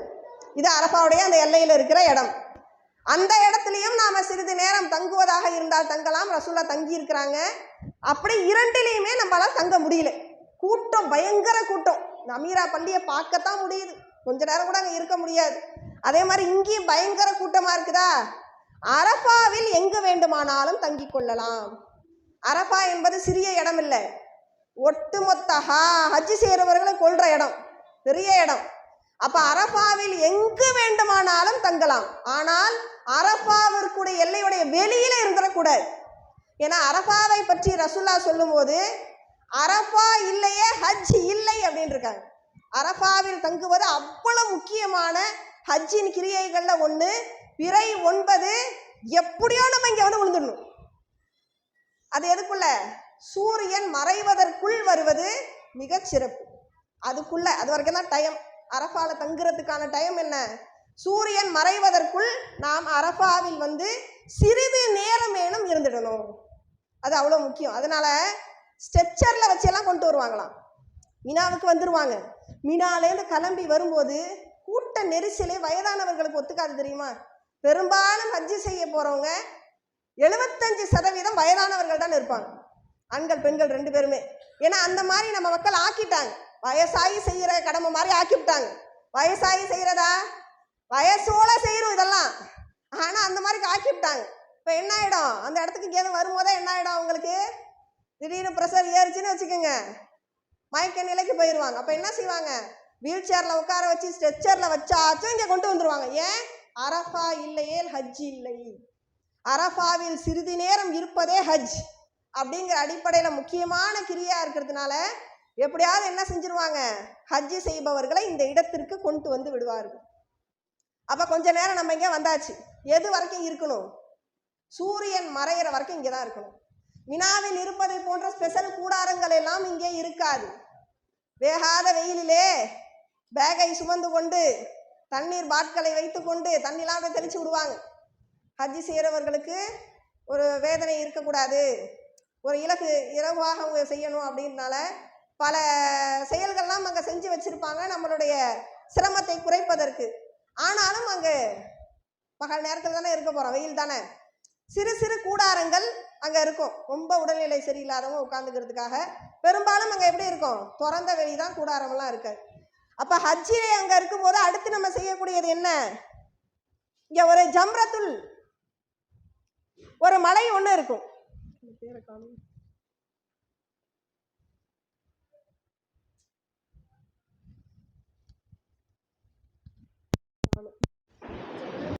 ஜபலுர் ரஹ்மான் என்ற ஒரு மலை இங்கே இருக்குது. மலையுடைய பேர் ஜபலுர் ரஹ்மான். அந்த மலையடிவாரத்திலே நின்று ரசூல்லா கிப்லாவை முன்னோக்கி என்ன செய்வாங்க? மலையடிவாரத்தில் நின்றுக்குவாங்க. கிப்லாவை முன்னோக்கி ரசூல்லா துவா செய்வாங்க. அந்த இடத்தை பற்றிய சிறப்பை பற்றி ரசூல்லா நிறைய சொல்லியிருக்கிறாங்க. அதாவது அந்த இடத்துல அந்த புழுதி படிந்த தலையோடு அவர்கள் நிற்கக்கூடிய அந்த காட்சியை பார்த்து விட்டு இறைவன் யார்கிட்ட பேசுவானா? மலக்குமார்கள் இடத்துல பேசுவானா? என்னுடைய அடியார்களை பார்த்தீர்களா? புழுதி படிந்த ஒரு தலையோடு அசதியோடு என்னுடைய கடமையை நிறைவேற்றுவதற்காக இந்த இடத்திலே ஒன்று குழுப்பி உள்ள எனது அடியார்களை பார்த்தீர்களா என்று மலக்குமார்களுடைய அந்த சபையிலே அல்லாஹ் நம்மை பற்றி பெருமையாக பேசிக்கொள்வான் அப்படின்னு ரசூல்லா சொல்றாங்க. அந்த இடத்திற்கு, அந்த இடத்திலே நின்று கேட்கக்கூடிய அந்த துவா அந்த ஹாஜிகளுக்கு கபூலாக்கப்படும். அந்த இடத்திலே இருந்து அவர்கள் என்ன தேவை வேண்டுமானாலும் இறைவனிடத்திலே கேட்டுக்கொள்ளலாம். அந்த இடத்திலே நின்று ரசூல்லா அதிகமாக அல்லாஹ்வை புகழ்ந்து துதித்திருக்கிறாங்க. இப்ப நாமளும் அந்த இடத்திலே நின்று கிப்லாவை முன்னோக்கி அதிகமாக அல்லாஹ்வை புகழ்ந்து நிறைய தக்பீர்கள் சொல்லியிருக்கிறாங்க ரசூல்லா. நாமளும் என்ன செய்யலாம்? தஸ்பீக சொல்லலாம், தக்பீர்களை சொல்லலாம், அல்லாஹ்வை அதிகமாக புகழலாம், துவா செய்யலாம். அந்த மலையடிவாரத்தினுடைய ஒரு நன்மை அவ்வளவு இருக்கு. அப்ப அங்க நின்று நம்ம செய்யக்கூடிய விஷயங்கள் என்ன? துவா துவா துவா தான், பாவ மன்னிப்பு தான், அல்லாஹ்விடத்திலே கோரிக்கை தான், அல்லாஹ்விடத்தில் அழுது புரண்டு கேட்கக்கூடியதான். அந்த இடத்திலே நின்று நாம் செய்யக்கூடிய அந்த அமலை மட்டும் அல்லாஹ் பொருந்தி கொண்டு விட்டான் என்று சொன்னால் கண்டிப்பாக அந்த அடியானுக்கு சொர்க்கம் இருக்கிறது ரசூலா சொல்றாங்க. அப்ப அந்த இடத்தினுடைய அந்த இடத்துக்கு ஏன் இவ்வளோ முக்கியத்துவம் கொடுக்கணும் அப்படின்னு ரசூலா சொல்றாங்கன்னு நமக்கு அப்பதான் புரியுது. அப்ப அது எது வரைக்கும் அங்க இருக்க போறோம்? நாம் அங்கேருந்து கிளம்பி வர்றதுக்குள்ள சூரிய உதயத்துக்கு பிறகுனா சூரியன் மறையிற வரைக்கும்னா எவ்வளோ நேரம் இருக்குது, அதெல்லாம் ஈஸியாக போய் எல்லாத்தையும் செஞ்சிடலாம் அப்படின்னு நம்ம நினைப்போம். ஆனால் இந்த கூட்ட நெரிசல் தான் அதற்கும் தடையாக இருக்கும். அப்போ கொஞ்சம் கொஞ்சமாக அப்படியே ஊறி இங்கே நம்மால் தங்க முடியவில்லை என்றாலும் நேராக எங்கே வந்துடணும், அங்கே வந்துடணும். சரி, அப்படி அந்த மலையடி வாரத்தில் தான் நின்று துவா செய்யணும்னு இல்லை, ரசூலா செஞ்சுருக்கிறாங்க. நாம் அங்கே எங்கே வேண்டுமானாலும் நின்று நம்ம என்ன செஞ்சுக்கலாம், கிப்லாவை முன்னோக்கி நபிகளார் கேட்டதை போன்று நாம் துவா செஞ்சுக்கலாம். அரஃபாவுடைய நாளில் அல்லாஹ் எவ்வளவு மகிழ்ச்சி அடைகிறான் பாருங்க. அரஃபாவுடைய நாளில் நரகவாசிகளை விடுதலை செய்வதை போன்ற எந்த ஒரு தினத்திலும் அல்லாஹ் நரகவாசிகளை விடுதலை செய்ய போறதில்லை. இப்போ உதாரணத்துக்கு நம்மளை நரகவாசின் லிஸ்டில் அல்லாஹ் வச்சிருக்கிறான்னு வச்சுக்கோங்க. அன்னைக்கு அல்லாஹ் இவர்கள் செய்யக்கூடிய இந்த அல்லாஹ்வுக்காக செய்யக்கூடிய இந்த பணியை பார்த்துட்டு, இந்த கடமையை நிறைவேற்றுவதை பார்த்து விட்டு அல்லாஹ் மகிழ்ச்சி அடைந்து நம்மளுடைய பேரை கூட அதில் அப்படியே எரேசர் பண்ணலாம், வாய்ப்பு இருக்கு. ரசூலா தான் சொல்றாங்க, நரகவாசிகளை நரகத்திலிருந்து அல்லாஹ் விடுதலை செய்கிறான் அன்றைய தினம். அன்றைய தினத்தை போல எந்த தினமும் செஞ்சதில்லையா. அப்படி ஒரு சிறப்பு அரஃபாவுடைய நாளிலே இருக்கிறது. அதனால தான் நம்மளும் என்ன செய்கிறோம், அதன் ஒரு சிறப்புப்படுத்தும் விதமாக ரசூலா நம்மளை நோன்பு வைக்க சொல்லியிருக்கிறாங்க. சரி, இங்கே நம்ம எவ்வளோ நேரம் இருக்க போகிறோம், சூரியன் மறையிற வரைக்கும். இப்போ நம்ம இங்கே என்னென்ன தொழுதோம், அசர் மட்டுமா, அதான் என்னென்ன வக்து, லுஹரு அசரு தொழுதோம். மினால என்ன தொழுதோம், பிறை 9 மட்டும், பிறை 8ல லுஹர் அசர் மகரிப் இஷா தொழுதோம், பிறை 9ல ஃபஜர் தொழுதோம், ஃபஜரை தொழுதுவிட்டு லுஹரையும் அசரையும் இங்கு தொழுதோம். சூரியன் விட்டது, சூரியன் மறைஞ்சிருச்சுன்னா இங்கே நமக்கு வேலை இல்லை. ஒரு வேளை ஹஜ்ஜு செய்பவர்களால் சூரியன் மறையிறதுக்குள்ள வர முடியலன்னு வச்சுக்கோங்க, அவங்க எப்படியோ அவங்க என்ன செஞ்சணும், அடுத்த நாள் ஃபஜருக்காச்சும் வந்துடணும். அதுக்கப்புறம் அங்கே இருக்கக்கூடாது, அதான் மகரிபுக்குள்ள வர்றதுதான் சிறப்பு. ஆனாலும் அப்படி ஒரு வேளை முடியல, ஏதோ உடம்பு சரியில்லை, ஹாஸ்பிட்டலில் வச்சுட்டாங்க, ஏதோ நடக்க முடியல, வேற ஏதோ பிரச்சனை வர முடியலன்னா அடுத்த நாள் ஃபஜருக்குள்ளையாவது இங்கே வந்துடணும், இல்லைன்னா ஹஜ்ஜு நிறைவேறாது. அப்போ அந்த அளவுக்கு முக்கியம். அதனால தான் ரசூலா சொல்கிறாங்க, அரஃபா இல்லையே ஹஜ் இல்லை. அப்போ அந்த அளவுக்கு முக்கியம். எது சிறப்பு, ஆனால் சூரியன் மறையிறதுக்குள்ளே வர்றது தான் சிறப்பு. இப்போ சூரியன் மறைஞ்ச உடனே நம்மளாம் என்ன செய்வோம், மாறி தொழுவோமா, தொழுவக்கூடாது. ஹஜ்ஜு செய்கிறவங்க தொழுவ மாட்டாங்க. எங்கே போவாங்க, சூரியன் மறைஞ்ச உடனே இங்கேருந்து கிளம்பி ஏன்னு எத்தனை கிலோமீட்டர், 9 கிலோமீட்டர் இருக்கக்கூடிய முஸ்தலிஃபாவிற்கு சென்று ஏன்னு கிளம்பி முஸ்தலிஃபாவுக்கு போயிடுவாங்க. முஸ்தலிஃபாங்கிறது ஒரு இடம், அதுவும் திறந்த வெளி இடம்தான். இப்போ மகரீபுக்கு பிறகு மகரீப் இங்கே தொழுவக்கூடாது. அரஃபாவில் நம்ம தொழக்கூடிய தொழுவை லுகர் அசர் இரண்டையும் ஒரு பாங்கு 2 இக்காமத் சொல்லி ஜம்மு கசர் செஞ்சுக்கலாம். லுகர் நேரத்தில் உங்களால் தொழுவ முடியலனாலும் நீங்கள் அசரில் என்ன செஞ்சுக்கலாம், ஒரு பாங்கு 2 இக்காமத் சொல்லி அசர் லுகர் தொழுதுட்டு பிறகு அசரை தொழுதுக்கலாம். அது லுகர்லையோ அசர்லையோ நம்ம ஜம்மு கசர் செஞ்சுக்கணும், அதை தொழுவணும். மகரீபுடைய தொழுகை சூரியன் மறைஞ்சதுக்கு அப்புறம் நேராக முஸ்தலிஃபாவுக்கு நம்ம சென்றுடணும். இப்போ மகரீபுங்கிறது மகரீபு இஷா, இஷாவுடைய முடிவு நேரம் எது, இஷாவுடைய ஆரம்ப நேரம் காரிருள் வந்ததிலிருந்து இஷாவுடைய ஆரம்ப நேரம், முடிவு நேரம் எது, இஷாவுடைய முடிவு ஹஜர்லாம் இல்லை, இரவின் பாதி, இரவின் பாதியில் இஷா முடிஞ்சிடும். இஷா நேரம் முடியறதுக்குள்ளே நீங்கள் முஸ்தலிஃபாவுக்கு வந்துட்டீங்கன்னா மகரிபை இஷாவையும் தொழுதுக்கலாம். நீங்கள் அப்படியே ஊர்ந்து ஊர்ந்து ஊர்ந்து ஊர்ந்து இங்கே தான் வரீங்கன்னு வச்சுக்கோங்க, இஷா நேரம் முடியவே போகுது. அப்போ என்ன செஞ்சிடணும், முடிஞ்சிடும்ல, அப்போ எங்கே வேணும் தொழுதுடணும், நேரம் முடிஞ்சிருமே. அப்போ பாதியில் வந்துட்டீங்கன்னா இங்கே தான் தொழுவணும். அப்படி உங்களால் வர முடியல, நீங்கள் பாதி தூரம் தான் வந்திருக்கீங்க, 9 கிலோமீட்டரில் 4 கிலோமீட்டர் தான் தாண்டி இருக்கீங்கன்னு வச்சுக்கோங்க, இஷாவுடைய நேரமே முடிய போகுது, மணி ஒரு 11 ஆயிடுச்சு. அப்போ நம்ம என்ன செய்யணும், தொழுகைக்கு முக்கியத்துவம் கொடுக்கணும். அந்த அடிப்படையில் பாதி தூரம் வந்துட்டிங்கன்னா இங்கே தொழுகிறத சிறப்பு. ஆனாலும் முடியலைன்னா நம்ம என்ன செஞ்சுக்கலாம், பாதி தூரம் வந்த உடனே நம்ம ஒரு பாங்கு 2 இக்காமத், இங்கேயே நம்ம என்ன செய்யணும், ஜம்மு கசர் செய்து முதல்ல ஒரு பாங்கு சொல்லி இக்காமத் சொல்லி மகரிபை தொழுது விட்டு பிறகு மகரிப் எத்தனை 3 ரக்காத்து, அடுத்து ஒரு இக்காமத் சொல்லி இஷா எத்தனை 2 ரக்காத் மகரிபையும் இஷாவையும் தொழுது கொள்ளலாம். சில பேர் என்ன செய்வாங்களாம், காலையில் இங்கேருந்து கிளம்பி முத நாள் இங்கே வந்திருப்பாங்களா, அந்த டயர்டே போயிருக்காது. திருப்பி அடுத்த நாள் கிளம்பி அங்கேருந்து இங்கே வந்தாங்களா, வேகாத வெயிலில் இங்கே நின்றுருக்காங்களா, அதுவே ரொம்ப டயர்டாயிடும். திரும்பி இங்கேருந்து கிளம்பி இங்கே வரும்போது இது மாதிரி உட்கார்றதுக்கு நிறைய பெஞ்செலாம் போட்டு வச்சுருப்பாங்க. அங்கங்கே நிறைய டாய்லெட்லாம் இருக்கும், தண்ணி வசதி ஏற்பாடு பண்ணி வச்சுருப்பாங்க. ஆமாம், உட்கார்றதுக்கு நிறைய அந்த மாதிரி பெஞ்சு போட்டுப்பாங்க, பார்க்கெல்லாம் இருக்கும்ல அது மாதிரி. ஸோ அந்த டயர்டில் என்ன செஞ்சுருவாங்க, இங்கேயே உட்காந்து அப்படியே தூங்கிடுவாங்களாம். அப்போ இரவு நம்ம எங்கே இருக்கணும், முஸ்தலிஃபாவில் தான்ற இரவு இருக்கணும். முஸ்தலிஃபாவோட எல்லைக்குள்ளே வந்துடணும். முஸ்தலிஃபாவோட எல்லையில் நீங்கள் எங்கே வேண்டுமானாலும் இருந்து கொள்ளலாம். ஆனால் அந்த எல்லைக்கு வெளியிலே தங்கிவிடக்கூடாது. அரஃபாவிலையும் அதே தான் நம்ம கவனம் எடுக்கணும். அரஃபாவோட எல்லையில் எங்கே வேண்டுமானாலும் இருந்து கொள்ளலாம், அரஃபாவுக்கு முன்னாடியே தங்கிடக்கூடாது. அதே மாதிரி முஸ்தலிஃபாவில் எங்கே வேணாலும் தங்கலாம், இடையில் நாம் தங்கிவிடக்கூடாது. அதில் ரொம்ப கவனம் எடுக்கணும். நாம் இங்கேருந்து முஸ்தலிஃபாவோட எல்லைக்கு எப்படியாச்சும் நைட்டுக்குள்ளே நம்ம என்ன போயிடணும். அது நைட்டு ரொம்ப இரவாக இருந்தாலும் ஒன்றும் பிரச்சனை இல்லை. நாம் எப்படியோ அங்கே என்ன செஞ்சணும், நல்லா அரஃபாலேருந்து கிளம்பி போயிட்டோம். அங்கே போய் நம்ம முன்னாடியே போயிட்டோம், இஷா தொழுகை நேரம் முடியறதுக்குள்ளே போயிட்டோம்னா அங்கே போன உடனே முதல்ல தொழுகையை நிறைவேற்றி ஆக வேண்டும். தொழுகையை நிறைவேற்றி விட்டு அந்த இரவிலே நம்ம எங்கே படுத்து தூங்க போகிறோம், இங்கே கூடாரம் இருக்குமா, இங்கே கூட ஏசி ரூமெல்லாம் கூட கிடைக்கும் கொஞ்சம் அமௌண்ட்டை கொடுத்தோன்னா. இங்கே வெட்ட வெளி, ஏழை பணக்காரன், எனக்கு ஏசி இருந்தால் தாங்க தூக்கம் வரும், எனக்கு பஞ்சு மெத்தையில் தான் தூக்கம் வரும், கீழெல்லாம் படுத்தா எனக்கு தூக்கம் வராது.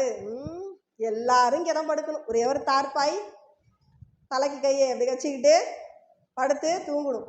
இதை வெட்டை வெளியிலே வானத்தை பார்த்தவர்களாக அங்கே தான் அவங்க நைட்டு இருக்கணும். அப்போ ஆனால் இருவருக்கு மட்டும் வாய்ப்பு இருக்குது. யார் அந்த 2 பேர்? பெண்கள், பலவீனமான ஆண்கள். ஆண்கள்லேயே ரொம்ப வயதானவங்க இருப்பாங்கல்ல, பலவீனம் அடைஞ்சவங்க இருப்பாங்க. கீழே படுத்து அவங்களால எந்திரிச்சு அவங்க தூங்கி அங்கே அந்த சிரமத்தை அவங்களால அனுபவிக்க முடியாது, ரொம்ப பலவீனமானவங்க இருப்பாங்க. பெண்களுக்கு சலுகை இருக்குது.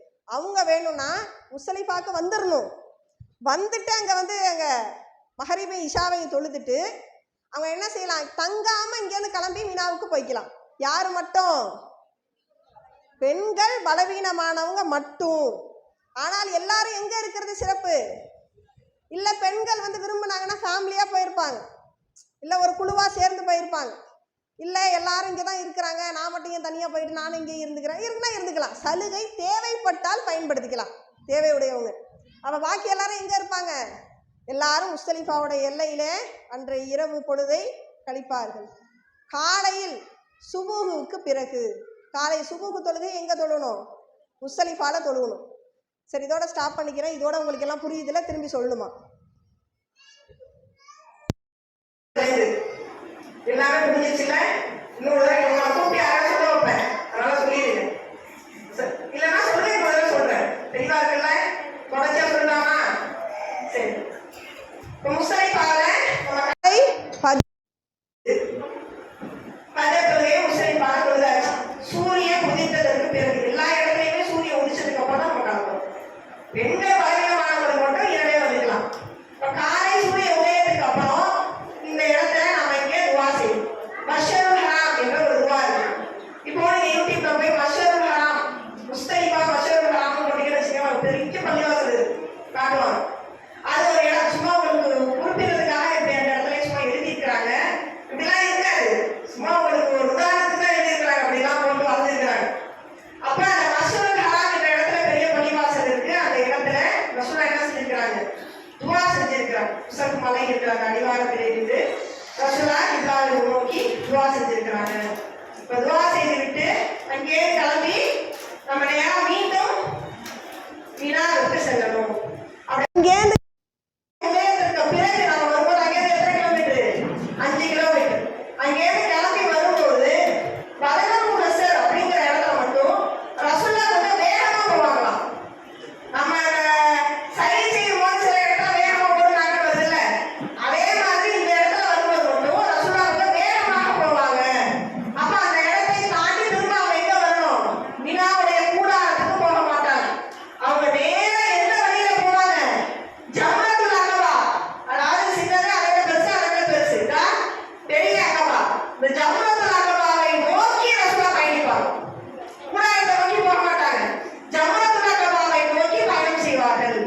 பிளஸ் இதை சைத்தானுக்கு கல்லெறியக்கூடிய இடம்னு சொல்லுவோம். அப்ப இந்த இடத்துல கல்லெறிவதற்கான தேவையான கற்களை நீங்கள் பொறுக்கிக்கலாம். முஸ்தலிஃபாவையும் பொறுக்கிக்கலாம். முஸ்தலிஃபாவில் இருந்து வர வழியையும் நீங்க அதை எடுத்துக்கலாம். நீங்க மினால வந்து வேணாலும் எடுத்துக்கலாம். எல்லா இடமும் கற்கள் எடுக்க வேண்டிய இடம் தான். இந்த கற்களை எப்படி எடுக்கணும்? நல்லா பெரிய நெல்லிக்காய் மாதிரி எடுத்து யார் வந்தையாவது காப்பாற்ற கூடாது. சின்னதா பொருசா சுண்டி விளையாடக்கூடிய கற்கள் வருது. சின்ன கற்களா அது யார் மேலேயாச்சும் பட்டா கூட உங்களுக்கு பெரிய பாதிப்பு ஏற்பட. ஏன்னா யாருக்கும் எந்த தொந்தரவும் நம்ம கொடுக்க கூடாது. இதெல்லாம் வந்து கலைய வரைக்கும். அப்ப அந்த அடிப்படையில என்ன செய்யணும்? சின்ன கற்கள், சுண்டி விளையாடக்கூடிய கற்கள் சிலவற்றை நம்ம எடுத்து வச்சுக்கணும். அங்கே வரும்போது ரசூலா நேரா எங்க போவாங்க? நேரா ஜம்ரத்துல் அக்பாவை நோக்கி செல்வார்கள். அன்னைக்கு என்ன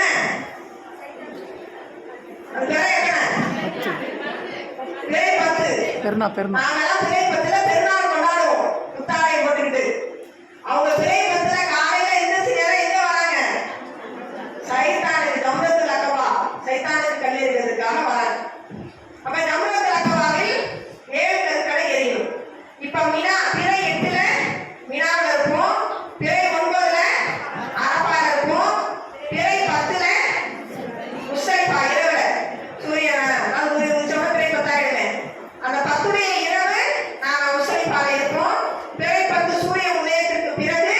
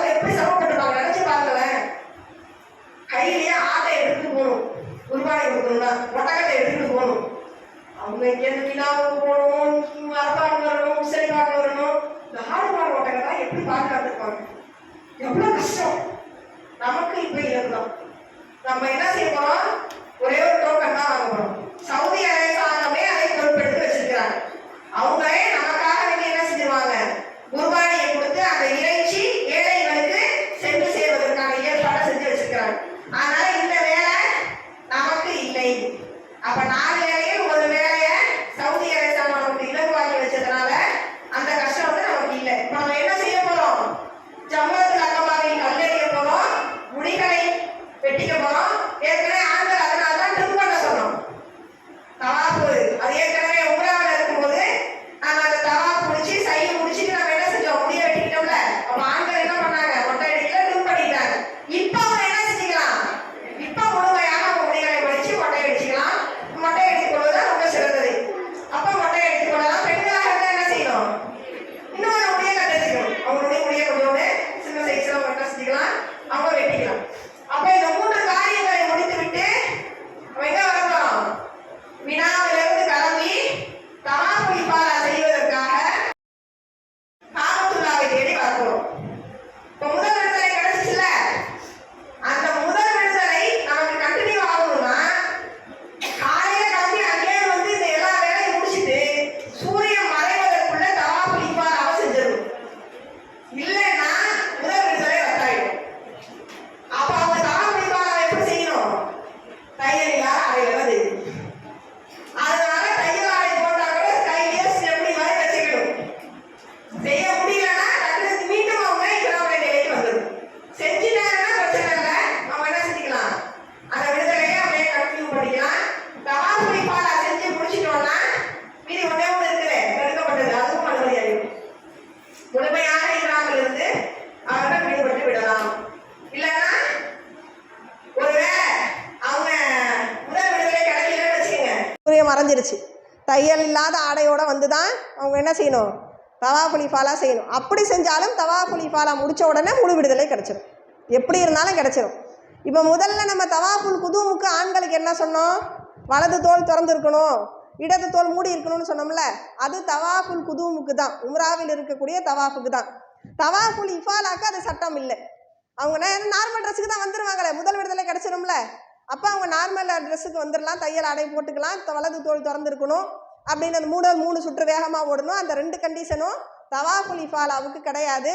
அவங்க அங்கேருந்து நீங்கள் என்ன செய்யணும், தவாஃப் மட்டும் செஞ்சால் பத்தாது, உம்ராவில் செஞ்சால் அனைத்தும் செய்யணும். தவாஃபை செய்துவிட்டு மக்காமு இப்ராஹிமில் வந்து 2 ரக்காத்து தொழுது விட்டு ஜம்ஜம் தண்ணீரை குடித்து மீண்டும் அஜ்ரல் அஸ்வத் கல்லை தொட்டு முத்தமிட்டு சஃபாவு மலை தேடி வந்து சஃபாவின் மலையிலிருந்து கிப்லாவை முன்னோக்கி துவா செய்து சஃபாவிலிருந்து மருவா, மருவாவிலிருந்து சஃபா 7 முறை அவங்க என்ன செய்யணும், 7 முறை செய்யணும். செஞ்சு முடிச்சுட்டு நம்ம ஆல்ரெடி தான் ஏற்கனவே முடி வெட்டிட்டோம்ல, அதனால் உம்ராவின் போது செஞ்சோம்னா முடியாது இல்லை, முடி வெட்டிட்டு தானே வரோம். அப்போ இதையெல்லாம் செஞ்சு விட்டு மக்கால தங்கலாமான்னு கேட்டால் தங்கக்கூடாது. பிறை பத்தி இவ்வளோத்தையும் செய்கிறோம்ல, செஞ்சு முடிச்சுட்டு மீண்டும் மினாவுக்கே போயிடணும். ஒருவேளை மினாவுல வந்து தங்க முடியும், ஹாஸ்பிட்டல் வசதி, இன்னும் சில காரணம், அங்க வந்து ஏதோ நம்ம ரூம் ஏதோ ஆயிடுச்சு, ஏதோ தங்க முடியாத சூழல், ஏதோ ஒரு தடங்கள், தங்க முடியாத நிலை ஏற்படுறவங்க வேணா இங்க தங்கிக்கலாம். ஆனால் எது சிறப்பு, மினாவிலே தங்கணும். இப்ப பிறை பத்தி நம்ம என்னெல்லாம் செய்ய போறோம், முஸ்தலிஃபாலேருந்து கிளம்பி நேரா மினாவுக்கு ஜம்ரத்துல் அக்கபால வந்து கல்லெறிய போறோம், முடிகளை களைய போறோம், குர்பானி கொடுக்க போறோம், தவாஃபுல் இஃபாதா செய்ய போறோம். இந்த தவாஃபுல் இஃபாதால இத்தனையும் இதெல்லாம் இருக்குது. மக்காமு இப்ராஹிம் தொழுகை, சை செய்தல் எல்லாம் சேர்ந்தது தான் தவாஃபுல் இஃபாதா. உங்களுக்கு ஹஜ்ஜி கிரான்னு சொன்னல, ஹஜ்ஜி கிரானில் என்ன செய்வோம், இஹ்ராம களையவே மாட்டாங்களா. ஹஜ்ஜி தமத்தூவில் தான் உம்ராவை முடிச்சுட்டு இஹ்ராம களைஞ்சிக்கலாம். ஹஜ்ஜி கிரானில் உம்ராவை முடிச்சுட்டு அதே இஹ்ராமிலேயே நீடிப்பாங்க ஹஜ்ஜி முடிக்கிற வரைக்கும். அப்போ ஹஜ்ஜி கிரான் செய்கிறவங்க மட்டும் எக்ஸ்ட்ரா செய்தி தான் இது. ஹஜ்ஜி கிரான் செய்கிறவங்க மட்டும் இந்த தவாஃபுல் இஃபாதா செய்யும் போது சை செய்ய தேவையில்லை. ஏன்னா உம்ராவிலேயே அவங்க செஞ்சுருப்பாங்கல்ல, உம்ராவின் போது செஞ்சுருந்தாங்கன்னா இப்போ செய்ய தேவையில்லை. இல்லைன்னா உம்ராவின் போது அவங்க விட்டுட்டு இப்போ செஞ்சுக்கலாம், அவங்க இஹ்ராமிலேருந்து கலையாததுனால. ஆனால் நம்ம தான் கலைஞ்சிடுறோமே, தமத்து முறை தானே பார்க்குறோம். அப்போ நம்ம என்ன செய்யணும், உம்ராவின் போதும் சை செய்யணும், ஹஜ்ஜின் போதும் அந்த பிறை பத்திலையும் சை செய்யணும். இந்த பிறை பத்தில் செய்யக்கூடிய இந்த தவாஃபுல் இஃபாதாங்கிறது ரொம்ப ரொம்ப முக்கியமான ஒரு அமல். இந்த அமல் செய்ய முடியவில்லை. ஏன்னா மாதவிடாய் வந்த பெண்கள் தவாப் செய்யக்கூடாது. ஒருவேளை நீங்க என்ன செய்யலாம், தவாஃபை தவிர எல்லா கிரியைகளையும் செய்து கொள்ளலாம். நீங்க மினால தங்கிக்கலாம், அரஃபாக்கு போகலாம், முஸ்தலிஃபாக்கு போகலாம், திரும்பி அங்கேருந்து வந்து சைத்தானுக்கு கல்லெறியலாம், முடியை வெட்டி கொள்ளலாம், குர்பானி கொடுக்கலாம், எல்லாம் செய்யலாம். ஆனா எது செய்ய முடியாது, தவாஃபுல் இஃபாலா செய்ய முடியாது. அப்ப அவங்க என்ன செய்யலாம், அவங்க தூய்மை அடைகிற வரைக்கும் மக்காவிலேயே தங்கி, எத்தனை நாள் ஆனாலும் அது தூய்மை அடைகிற வரைக்கும் தங்கி, அவங்க தூய்மை அடைஞ்ச உடனே விடுபட்ட இந்த தவாஃபை செய்யும். 4 நாள் 5 என்ன செய்யலாம், வெயிட் பண்ணும், மற்ற கிரியைகளை எல்லாம் செஞ்சுக்கணும். அப்ப மாதவிடாய் உள்ள பெண்கள் மக்காவுக்கு வர தேவையில்லை. அவங்க என்ன செஞ்சுக்கலாம், மினாலே இந்த வேலை அப்படியே முடிச்சுட்டு மினாலே வைக்கணும். ஏன்னா இதுக்காக மக்காவுக்கு வரும். அப்ப நம்ம அதுக்காக வர தேவையில்லை. மற்ற எல்லாரும் என்ன செய்யணும், தவாஃபுல் இஃபாதாவை செய்தே ஆக வேண்டும். பிறை 10 பிறை 10 இந்த எல்லா வேலையும் முடிச்சுட்டு அமைதியா நிம்மதியா வந்து கூடாதுல தங்கிடலாம். அல்ஹம்துலில்லாஹ், ஹஜ்ஜுடைய 100% வேலை முடிந்து விட்டது. அந்த பிறை 9 பிறை 10 தான் அதிகமான வேலையே. இப்ப பிறை 11 எங்க இருப்போம், வினாவில் இருப்போம். 11 காலை சூரியன் உதயத்துக்கு அப்புறம் சூரியன் உச்சி சாய்ந்ததுக்கு பிறகு வினாவுடைய கூடாரங்களிலிருந்து கிளம்பி 3 அப்பமாக்களிலும் கல்லெறிய வர வேண்டும். கற்களை பொறுக்கி வேணாலும் வச்சுக்கலாம், அப்பப்ப வேணாலும் எடுத்துக்கலாம். நேரா ரசூலா என்ன செய்வாங்க, நேரா ஜம்ரத்துல் ஊலா சின்னக்கவாவுக்கு போவாங்க. கற்கள் 7 கற்களை எரிந்து விட்டு ஒவ்வொரு கல்லை எரியும் போதும் அல்லாஹ் அக்பர் என்று கூறி எரியும்.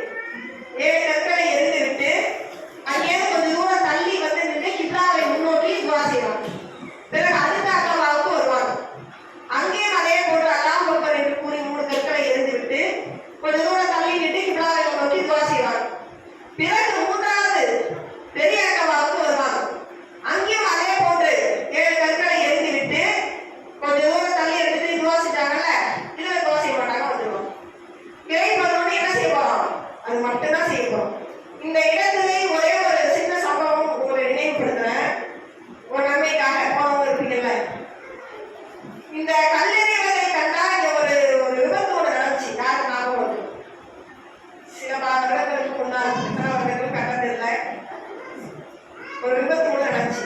மக்காவில் நடந்த பெரிய விபத்துக்களிலே ஒன்று ட்ரெயின் விழுந்தது. அது விழுந்துச்சா, அது ஒரு விபத்து. இந்த இடத்துல சைத்தானுக்கு கல்லெறிய இடத்துல ஒரு விபத்து நடந்துச்சு. ஞாபகம் இல்லையா, நான் சொன்ன ஞாபகம் இருக்கு. கூட்ட நெரிசல் காரணமா நிறைய பேர் மூட்டா போனாங்க. ஒருத்தவங்க 2 பேரும் 1000 கணக்குல லட்சக்கணக்கு இவ்வளோ பேர் மூட்டாங்க.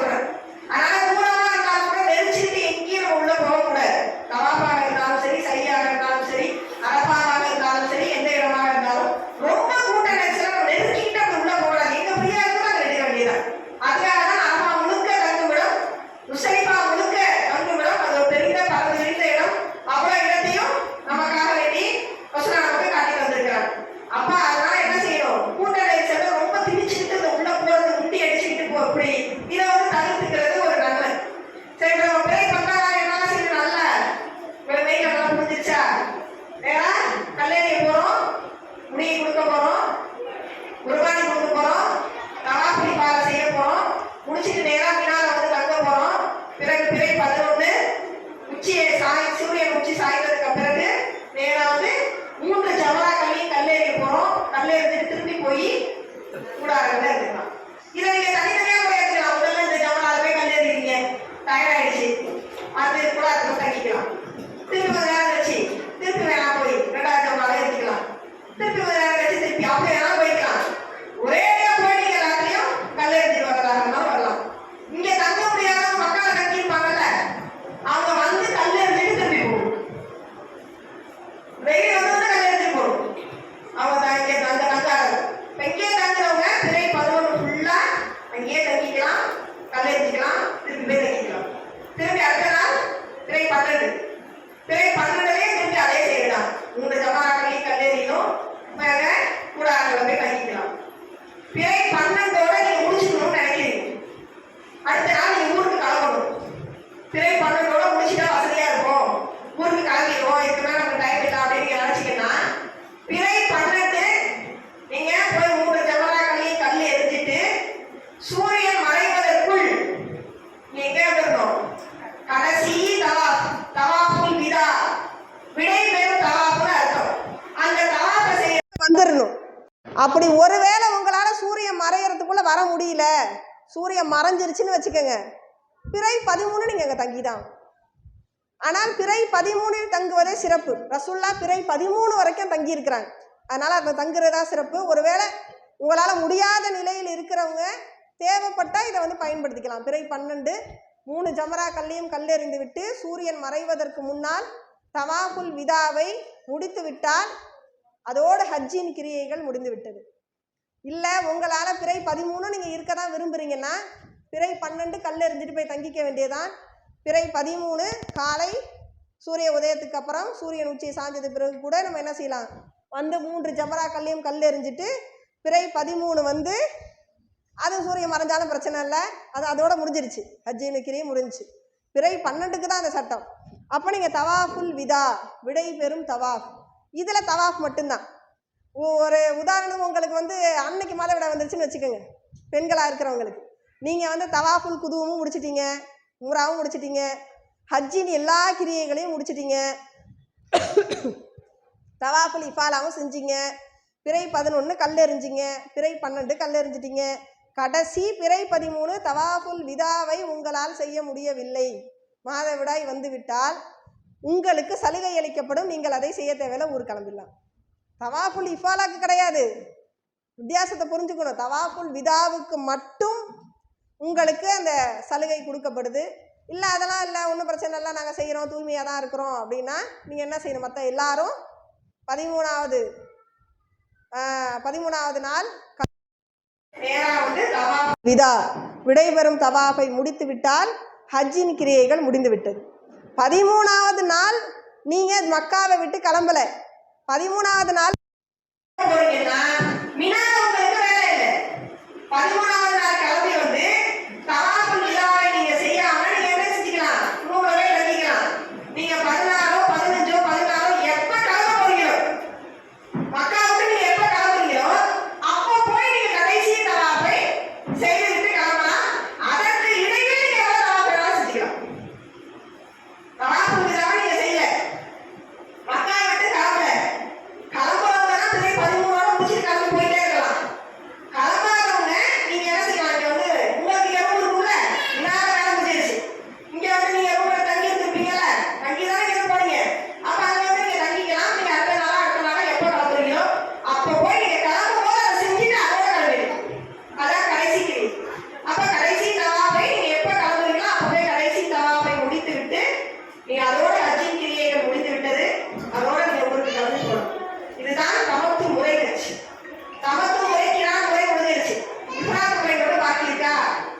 இஃப்ராத் முறை அப்படின்னா என்னன்னா, இந்த தமத்து முறையில கிரான் முறையில என்ன இருந்துச்சு, உம்ரா இருந்துச்சு, அதுல உம்ரா கிடையாது. அவங்க நேரடியா பிறை 8 இஹ்ராம்ல வந்து நேரா எங்க வந்துடலாம், மினாவுக்கு கிளம்பி வந்துடலாம். அப்போ பிறை முடிஞ்சிடும் இஃப்ராதுடைய முறை. அப்படி அந்த முறையில் இருக்கிறவங்களுக்கு குர்பானி கிடையாது. ஆனால் இந்த 2 முறைக்கும் குர்பானி இருக்குது. இப்போ ஒருவேளை நீங்கள் கிரான் முறையிலையோ தமத்து முறையிலையோ ஹஜ்ஜி செய்யும் போது குர்பானி கொடுக்க முடியலன்னு வச்சுக்கோங்க, இதை மட்டும் விட்டுட்டீங்க, இது மட்டும் உங்களால் செய்ய முடியல அப்படின்னா அதுக்கு பரிகாரம் இருக்குது. அதற்கு அவங்க 10 நோன்புகளை வைக்கணும். அதாவது கிரான் முறையிலேயோ தமத்து முறையிலோ ஹஜ்ஜி செய்பவர் குர்பானி கொடுக்க முடியவில்லை என்றால் அதற்கு பரிகாரம் 10 நோன்புகள். மக்காவில் இருக்கும்போது 3 நோன்பு, பிறை 11, 12, 13 இந்த 3 நாளும் மக்காவில் இருக்கும்போது அவர்கள் 3 நோன்புகள் நோக்க வேண்டும். ஊருக்கு அவங்க ஹஜ்ஜி முடிச்சுட்டு ஊருக்கு வருவாங்கல்ல, ஊருக்கு வந்த பிறகு 7 நோன்பு நோக்க வேண்டும். மொத்தம் 7 நோன்பு. குர்பானி கொடுக்க முடியாதவங்களுக்கு கொடுத்துட்டிங்கன்னா பிரச்சனை இல்லை. கொடுக்காதவங்க மட்டும் அங்கே இருக்கும்போது 3 ஐயாமுல் தஸ்ரீக்குடைய நாளில் நோன்பு நோக்க தடை தெரியுமா? நாம் எத்தனை நாள் நோன்பு நோக்கக்கூடாது? நோன்பு பெருநாள், ஹஜ்ஜி பெருநாள், ஐயாமுல் தஸ்ரீக்குடைய நாள். ஐயாமுல் தஸ்ரீக்குடைய நாள்னா குர்பானியுடைய நாள். பிறை 11, 12, 13 நோன்பு நோக்க தடை செய்யப்பட்ட நாள். யாரை தவிர? குர்பானி கொடுக்காதவங்களை தவிர அவங்களுக்கு மட்டும் அங்கே வச்சுக்கலாம். அவங்க மட்டும் அங்கே இருக்கும்போது 3 நோன்பு, ஊருக்கு வந்தவொன்னே 10 நோன்பு.